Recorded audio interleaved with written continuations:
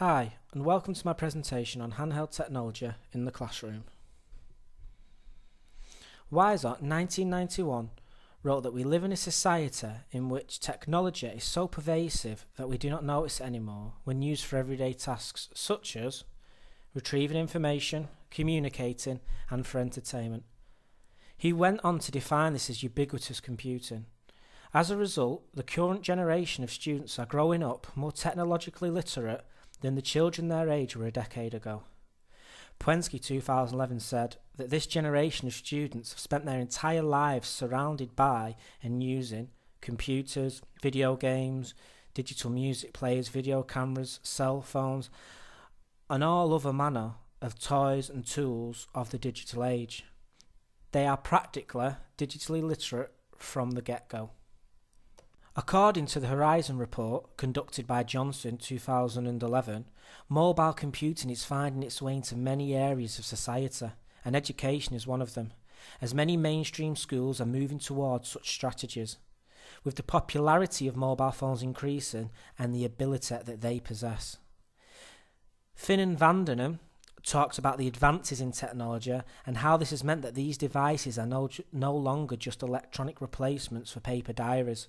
Current models can perform a wide range of functions, from document processing to communicating in various different ways. Rochelle and P. 2002 said that these features are so important that some predict that handheld computers will result in the transition from occasional additional use of technology in the classroom to frequent and a more central use. Doll 2011 states that using technology in the classroom can transform the learning environment from a static, teacher-based model to a vibrant, engaged and dynamic environment focused on student collaboration and interaction. A report conducted by Swan in 2005 found that teachers and students responded favourably to handheld devices and suggested that handheld computers have the potential to affect student learning positively across curricular topics and for instructional activities. Jones 2002 discusses the numerous opportunities for enhanced class learning, facilitated instructions and course management, anonymous participation. Students not entirely comfortable with their understanding of the material could submit a question to the instructor or respond to an instructor's questions without others in the classroom knowing. This would provide a platform for students to ask questions that they are normally too apprehensive to ask. Schofield 2011 voices a similar opinion, stating communication by sending messages, web links or photos is an effective way to increase participation engagements in situations where they might otherwise be reluctant to contribute. Although handheld technology has been commented on as a great tool for questioning, Jones 2002 later goes on to talk of the issue of electronic cheating and how it's a major factor that educators have been faced with. With wireless communication, it's easy for students to find answers and transfer them between each other. With this in mind, many testing centres have banned such devices for this very reason.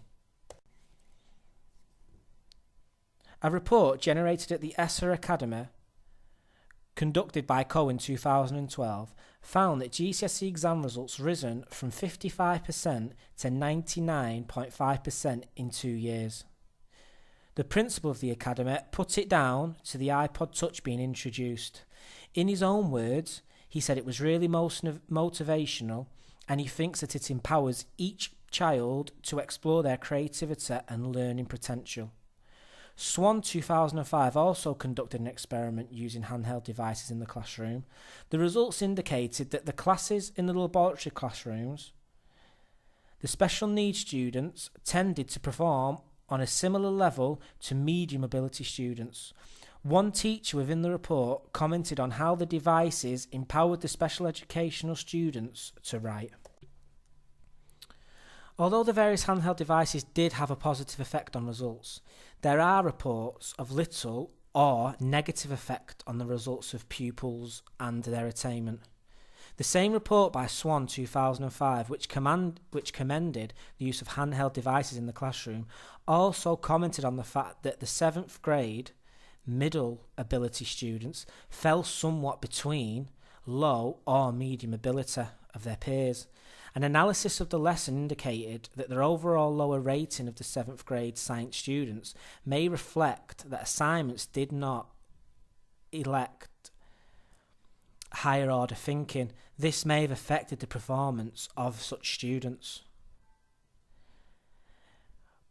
Byram 2002 also comments on the issue of pupil achievement, stating that at present we don't really know how much these devices affect pupil achievement. They haven't been round long enough